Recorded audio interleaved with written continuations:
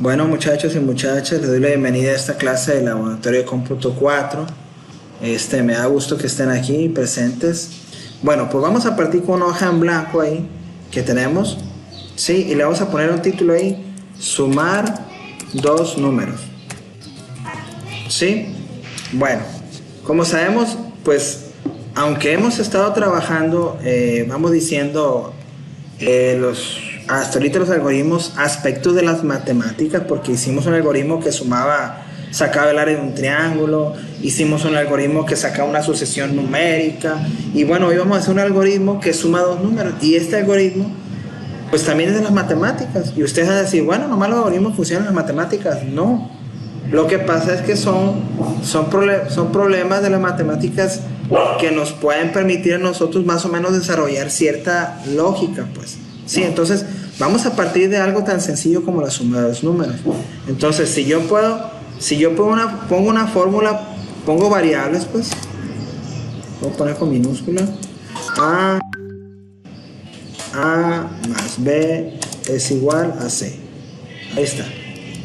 Si yo parto de ese ejemplo así, pues eso, yo tengo que analizar lo que tengo yo, lo que yo doy al algoritmo y lo que me da el algoritmo. Yo necesito saber el resultado de la suma de dos números. Eso me lo tiene que dar el algoritmo. Pero los otros datos yo se los tengo que entregar. Recordemos que esto es a través de la computadora. Y si ustedes ven el video, el que grabé el día sábado, van a ver porque lo mandé a diagrama de flujo, que les pedí que leyera un poquito de diagrama de flujo, y después Scratch en modo gráfico. Bueno, ahorita vamos a ver esta parte, ¿no?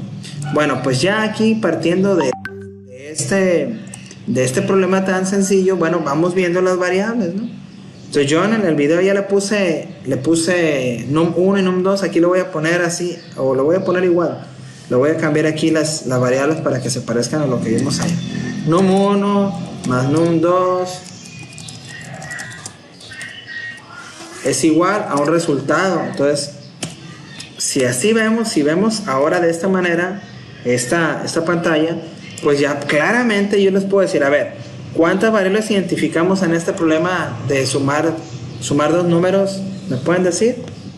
¿Cuántas variables podemos identificar aquí en este problema matemático? Creo que es muy evidente, pero necesito que me digan a ver si ustedes saben. ¿Cuántas variables se identifican?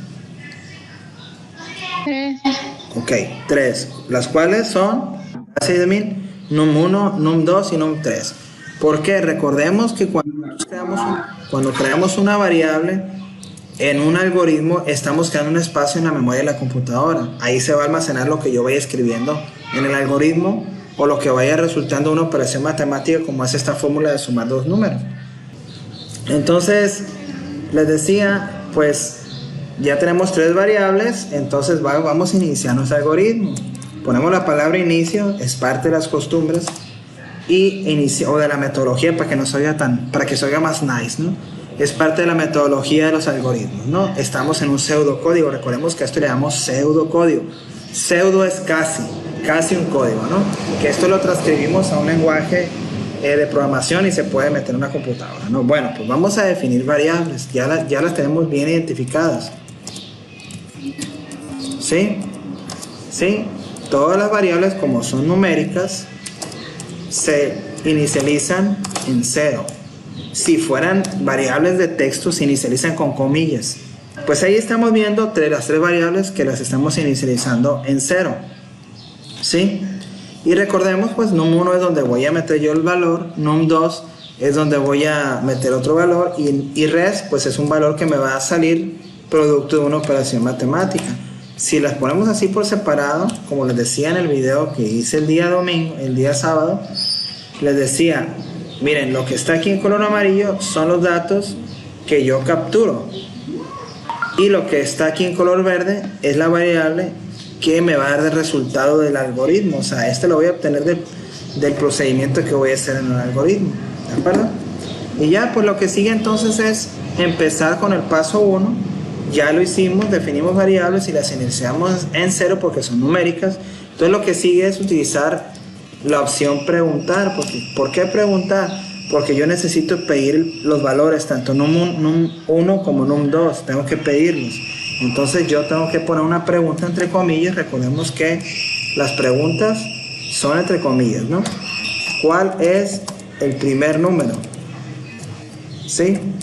Entonces eso le va a aparecer al usuario en la computadora. ¿Cuál es el primer número? Y listo. Siempre que yo pongo un preguntar, la regla es pongo un asignar. ¿Por qué? Porque lo que yo escriba en el paso 2 se va a asignar en la memoria en el paso 3. ¿En dónde? En la variable que yo elija. Obviamente yo tengo una variable, ¿sí?, que se llama num1, y entonces en ese espacio en memoria, ese espacio que se reservó para la variable num1 es lo que se va a guardar en el momento en que se escriba en el paso 2. Si yo escribo en el paso 2 5, bueno, pues el valor de 5, o sea, num1 tendrá el valor de 5 y eso se guardará en la memoria. O sea, traten de visualizarlo de esa manera, ¿no? Y bueno, yo ya tengo el valor en el primer número, entonces voy a hacer otro preguntar. ¿Por qué? Porque ahora voy a pedir un segundo número, porque recuerden que mi objetivo es sumar dos números y obtener el resultado, ¿no? Entonces yo estoy enfocando mi algoritmo para que me vaya pidiendo cada uno de los datos que me tenga que pedir. Yo no le voy a pedir respuesta, porque respuesta, el res o resultado, que es la variable res, obviamente que esa no la voy a pedir yo. El algoritmo me la va a dar cuando yo meta la fórmula dentro del algoritmo. Entonces yo ahorita pregunto por el segundo dato, que es la siguiente pregunta: ¿cuál es el segundo número, ¿no?, en este caso? Entonces recuerden, entre comillas,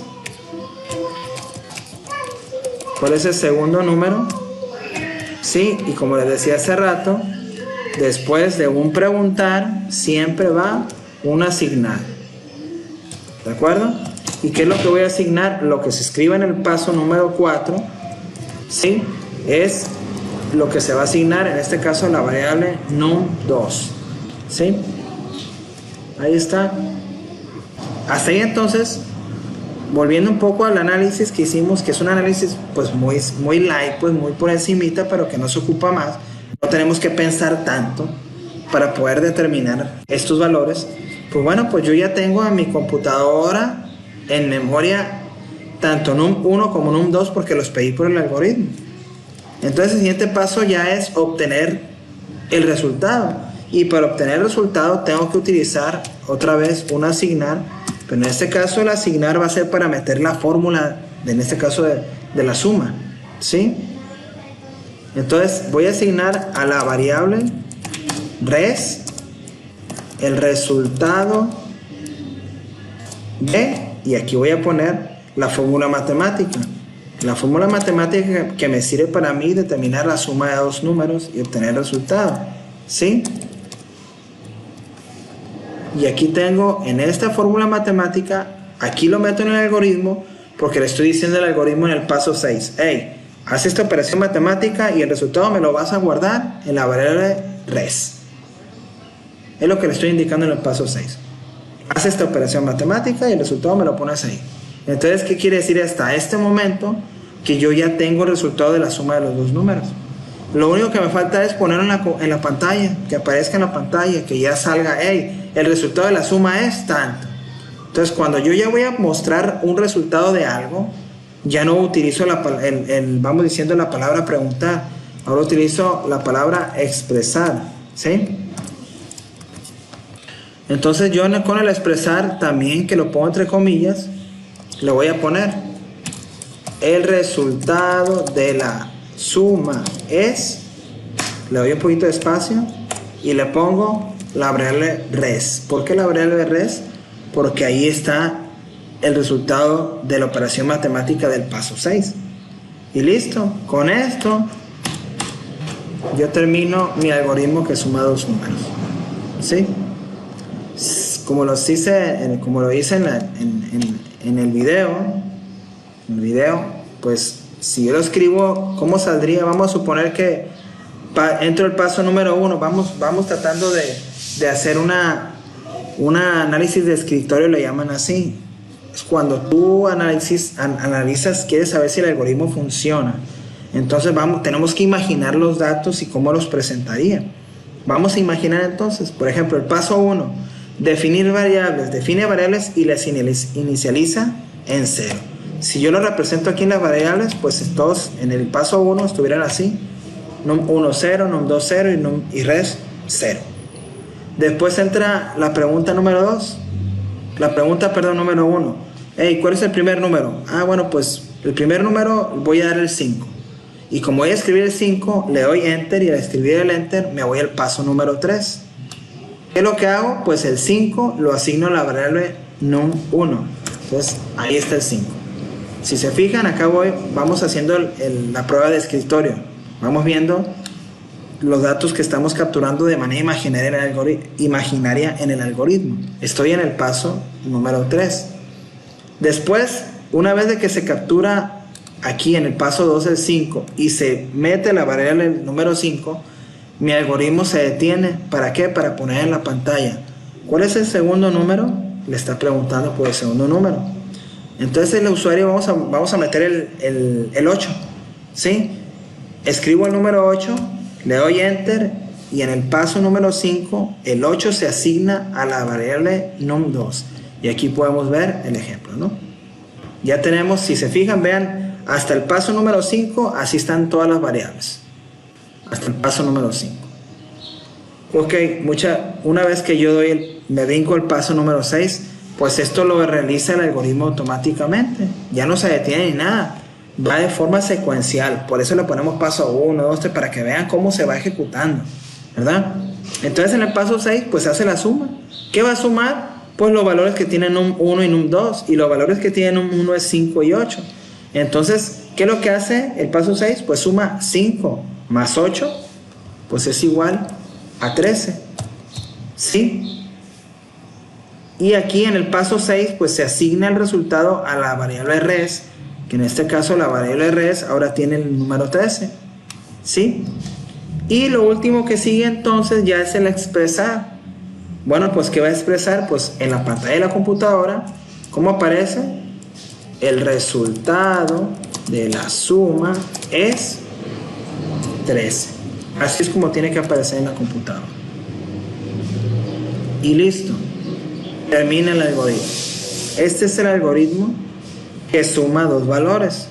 Pero si ustedes se fijan y si ustedes checan, todo parte de un análisis previo. Hicimos un análisis previo para poder determinar cómo íbamos a saber cuáles eran las variables y todo eso. Eso es lo que yo quiero que ustedes aprendan. A saber determinar cuáles son las variables de este problema, irlas sacando, y ya es el paso más importante para poder elaborar un algoritmo es el análisis. Y entonces yo quiero que aprendan a hacer el análisis. Imagínate ahorita que te dijera, a ver, resulta ser que estás dando vuelta, no sé si han visto las pistas de atletismo que están alrededor, pues son de 400 metros, donde corren, hacen atletismo, carreras de velocidad. Entonces, imagínate tú que hay dos personas. Entonces, una persona camina a una velocidad lenta y otra camina a una velocidad rápida. Entonces, si tú quisieras analizar cuánto tarda cada uno en dar la vuelta a los 400 metros, pues, ¿cuál sería el procedimiento, por ejemplo? No, pues, tendrías que entrar en un análisis, pues. Ese es el análisis, de decir, bueno, a ver, arráncate el que camina lento, arráncate. Y yo me podría pensar así, agarré un teléfono o un reloj que tenga cronómetro y le pico al botón para que en cuanto empiece a caminar, el más lento, le marco toda la vuelta, y yo cuando da la vuelta paro el reloj y digo, ese tardó más o menos 4 minutos, no es cierto, 8 minutos en dar la vuelta completa. Ok, o sea, tardó 8 minutos en recorrer 400 metros caminando. Ahora sí, vamos a mandar el que camina más rápido. Aviéntate, aprendo el cronómetro, y ahora se da la vuelta de los 400 metros, y cuando llega, resulta ser que este tardó 5 minutos. O sea, y entonces ya hice un previo análisis. Dije, mira, este tardó 8 en dar 400 metros y este tardó 5. ¿Cuál es la diferencia? No, pues la diferencia son 3 minutos. Muy bien, perfectamente bien. Ahora, pues ya estamos analizando, pues vamos adentrándonos un poco más. Ahora, si son 400 metros, el que tarda 8 minutos en dar los 400 metros, pues ¿cuánto tardará cada 100 metros? Y entonces empezamos, ¿qué tenemos que hacer? Agarrar una hoja, poner los datos, empezar a analizar, pues. Y de tal manera que vamos desglosando un problema y vamos a llegar quizás a un momento dado que vamos a empezar a decir, mira, esta persona por cada 10 metros, cada 100 metros dura tantos segundos. Esta persona por cada 10 metros dura tantos segundos. Oye, y si esa persona caminara 1 kilómetro, ¿en cuánto tiempo lo caminaría? Pues si en 400 metros tarda 8 minutos, pues en 800 metros tarda 16 minutos. Y si faltan 200 metros, pues entonces le quito la mitad de 400, que dura 8 minutos, pues 4 minutos. Entonces, ¿cuánto sería? Pues serían 20 minutos. En 20 minutos, el que tarda 8 minutos en dar la vuelta a la pista de atletismo recorre 1 kilómetro. Y oye, pero ¿cómo sacaste eso? Hay que analizar, hay que pensar, hay que sentarse, y por eso tienen que agarrar una libreta, tienen que agarrar una pluma, un lápiz, y empezar a desmenuzar el problema para entenderlo. ¿Sí? Pero ese análisis es el que a mí me importa como maestro de computación. Eso es lo que me interesa a mí. El algoritmo, claro, por supuesto que me interesa, pero me interesa más que ustedes resuelvan problemas. ¿Y cómo es a través del análisis de un problema? Los diagramas de flujos, como lo veían en el libro, me voy a ir un poquito al libro porque sí, es importante comentar lo del diagrama de flujo. ¿Sí? En el libro de aquí de cómputo, que se llama Tecnologías de la Información e Introducción a Programación, ¿sí? Pues están los diagramas de flujo. Me voy a ir un poquito más para acá para que vean cómo son más o menos los diagramas de flujo, ¿no? Se toma un algoritmo, por ejemplo, un algoritmo de pseudocódigo como este, y se convierte en diagrama de flujo. O sea, tú agarras este y lo conviertes en esto, ¿sí? Pero hay reglas para poder meter los datos. Por ejemplo, el inicio siempre va así. El inicializar variables o el área de variables siempre va en este cubito azul, ¿sí? Los que llamamos capturar nosotros, van en esta figura geométrica color rosa, ¿sí? Las operaciones o las operaciones matemáticas o la resolución de problemas del algoritmo, como es una suma, una resta, multiplicación o cualquier cosa de esas, se hacen estos cubos azules. Y cuando yo voy a poner algo en la computadora, en la pantalla, se hace en esta figura que está aquí, que representa una impresora. Pero es lo que yo quería que leyeran un poquito de los algoritmos, en los diagramas de flujo, porque aquí en la página número 22 están los símbolos, qué significan cada uno de ellos. Por ejemplo, este es el inicio y el fin. Este es el capturar, ¿sí? O el asignar. Este es donde se inicializan variables, o también se hacen procesos como suma, resta, multiplicaciones. Y esto representa el decir, el expresar, el preguntar, ¿sí? Y bueno, así más o menos hay otras cosas más que los vamos a ver conforme vayamos avanzando, pero sí quiero que le den una checada a los diagramas de flujo para que lo entiendan. Yo en esta clase les puse en Lucidchart, hice yo el diagrama de flujo déjenme ver si lo tengo aquí. Pues miren, vean, inicia el algoritmo, pero acá en el diagrama de flujo, estos a partir de la siguiente tarea que vamos a hacer la semana que entra, ya vamos a empezar a hacer los diagramas de flujo, ¿sí? Aunque la otra tarea la podemos hacer, pero quiero empezar a partir de la siguiente. O sea, en las tareas que vayan a hacer los pseudocódigos, van a incluir el diagrama de flujo. Entonces, por ejemplo, aquí está, inicia lo que es el algoritmo, ¿de acuerdo? Después del inicio, se asignan las variables o se crean las variables num1, num2 y res de respuesta. Después sigue el preguntar. ¿Cuál es el primer número? Así se representan los preguntar. Sí, esto recuerden, lo hice en Lucidchart. En Lucidchart es un programa puedes hacer algoritmos, pues, de diagramas de flujo. Ahí en el video explico con algunos detalles algunas partes de eso, pero si no entienden cómo hacerlo, Me pueden preguntar, y esto también lo pueden hacer en libreta, ¿no? O sea, pueden hacer así o lo pueden hacer en libreta.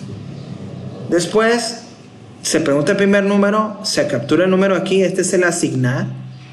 1, se captura lo que se escribe aquí en el preguntar. Después va la segunda pregunta, ¿cuál es el segundo número? Se escribe el segundo número y se captura aquí en el asignar, que es este en color rosa.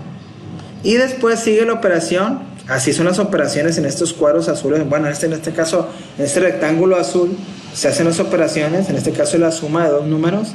Y finalmente, en este ejemplo que está aquí, lo hice un poquito diferente al que acabo de hacer, pero al fin y al cabo este es el expresar. El resultado de la suma es, y ahí está, ¿no? Aunque aquí está un poco diferente. Entonces, este sería el diagrama de flujo para el algoritmo que les acabo de presentar ahorita, que es un pseudocódigo. ¿De acuerdo? Ahí está. Muy bien. Me voy un poquito al libro, porque el libro es importante que veamos algunas cosas del libro. Miren, aquí aparecen algunas reglas que les pido el favor que lo lean. Reglas para la construcción de un diagrama de flujo. Son reglas muy sencillitas, sí, pero aquí nos dice cómo sí debemos de hacer un diagrama de flujo y cómo no. Y ahí vienen las reglas y quiero que las repasen. Nada más, que vean cómo se hacen los símbolos y listo, ¿no? Para que la vayan entendiendo. Y pueden ver aquí en este ejemplo cómo es el pseudocódigo, cómo se pasa a un diagrama de flujo. Pero acá, un poquito antes, están algunas cosas que les pedí que leyeran, ¿sí? Pero las quiero repasar ahorita, ¿sí? Dice aquí, operadores aritméticos, dice por aquí, ¿no? Es más, un poquito más para arriba. No, aquí está bien. Sí, pues está la suma, la resta, la multiplicación, división, la potencia. Vean cómo se representan los símbolos, porque esos símbolos los podemos utilizar en nuestros pseudocódigos, en nuestros algoritmos. Sí, cuando vamos a hacer una división, una suma, una multiplicación, vean cómo se representan aquí. Sí, una suma, cómo se representa en un algoritmo, claro que con variables. Sí, una resta, una multiplicación, vean la multiplicación es el asterisco, la división, la potencia 4 a la 3, así se representa en el algoritmo, aunque es, ¿sí? Aunque en realidad cuando lo hacemos de manera de como las matemáticas es 4 y el 3 arribita, ¿verdad? Pero aquí se representa así. El residuo de una división, así, por ejemplo, está el ejemplo ese que dice 45, el residuo de 45 es 1, ¿sí? Así se representa, ¿no? Con el mod. Y la división, ¿no? Una división entera, el resultado de la división entera, y así, ¿no? Esto es para que ustedes lo puedan ver nada más, porque posiblemente podamos hacer algún ejercicio donde venga esto, ¿sí? Entonces que lo repasen del libro. Ahora, otra cosa interesante de este lado, del lado de acá en color amarillo, en ese cuadrito, aparece en la jerarquía de los operadores. Por ejemplo, cuando tú tienes varias operaciones matemáticas, hay algunas que tienen mayor jerarquía, o sea, se ejecutan primero. Por ejemplo, lo que está en paréntesis dentro de una fórmula matemática siempre se ejecuta primero porque es el de mayor jerarquía, el paréntesis. Después sigue la potencia, después sigue la multiplicación, la división, el residuo, la división entera, la suma, la resta. Por ejemplo, si en una fórmula tenemos una suma y una multiplicación, tiene mayor jerarquía la multiplicación. Entonces, en una fórmula primero se hace la multiplicación y después la suma. Esta tablita creo que les puede servir mucho, sobre todo en su clase de matemáticas. Muchísimo. Para que vean la jerarquía de cómo se ejecutan las operaciones matemáticas. Que nosotros aquí en los algoritmos lo hemos estado utilizando porque hemos realizado algoritmos matemáticos. De hecho, el video es un algoritmo para sacar la circunferencia de un círculo. Entonces van a ocupar ver algunas cosas. Está bien sencillo, ¿no? Ya que lo van así, está facilísimo. ¿De acuerdo? Muy bien. Bueno, pues dentro de los operadores que vimos, los operadores matemáticos, también están los operadores relacionales. Los mayor que, menor que, igual que, menor o igual, ¿sí? O mayor o igual, o diferente. Aquí vean los ejemplos, por favor, que también es importante porque dentro de los algoritmos vamos a utilizar mucho este tipo de operadores relacionales, sobre todo estos. Los operadores matemáticos y los operadores relacionales, al menos en esta materia que les estoy dando yo, los vamos a utilizar mucho nosotros, ¿sí? Por ejemplo, si tenemos a un niño de 20 años y una niña de 17 años, pues el de 20 años es mayor, entonces el mayor que el mayor que, vamos a decir, el niño es mayor que la niña. ¿Y cómo se representa en símbolo relacional? Pues el mayor que, la parte que está abierta, es la parte donde debe ir la persona, en este caso el niño. Mientras que la parte que está encerrada, esta que está aquí, es donde va a ir la niña porque es menor. Sí, entonces el mayor que siempre va de aquí a este lado y el menor que de este. O al revés, este es el menor que y este es el mayor. ¿De acuerdo? Esto lo entendemos, pues se supone que ustedes en las matemáticas más o menos han visto esto. Sin embargo, pues nosotros lo vamos a repasar porque veríamos algunos ejercicios, la verdad, muy sencillos con esto, ¿no? Y bueno, también en el libro aparecen los operadores lógicos, ¿sí? Que son el y, el o y el no. Que eso lo vamos a entender pues más adelante, ¿no? No nos vamos a meter en problemas, pero nada más quiero que vean los tres tipos de operadores. Los matemáticos, los relacionales y los lógicos. Tres, que estos en un examen sí les voy a preguntar, ¿cuáles son los tipos, cuáles son los operadores matemáticos? Ah, pues suma, resta, multiplicación. Los relacionales, mayor que, menor que, igual, diferente. Los lógicos, y, o y no. ¿De acuerdo? Bueno. Para la tarea vamos a irnos al blog www.sergiowaz13.wordpress.com. Sin olvidar que tenemos la publicación de este video donde vienen el tema de lo que estuvimos viendo y la lectura para que ahí la puedan descargar y puedan seguir el video o repasar lo que estuvimos viendo. Se van a meter, esta tarea pues consiste en hacer el pseudocódigo de la suma de dos números y el diagrama de flujo que ya vienen ahí en el video. Entonces sería la segunda tarea, la evidencia número 2. En el mismo archivo ponen el diagrama de flujo y ponen también el pseudocódigo. Esa sería la actividad número 2 y nos vamos aquí al listado directamente para que observen que esta sería la asistencia número 3 que tiene como día el día 21 de febrero y sería la tarea número 2 que tiene como fecha de entrega más tardar el día viernes. Este viernes de la fecha obviamente del día 25 de febrero que sería el día viernes tiene como fecha límite para entregar lo que es la segunda evidencia de esta asignatura de laboratorio de cómputo 2 de la unidad número 1. Bueno, eso sería todo. Cualquier duda que tenga, por favor, comuníquese conmigo a mi correo electrónico sergiobarraza@uas.edu.mx. Muchas gracias. Soy el profesor Sergio Luis Barraza Castillo. Hasta pronto.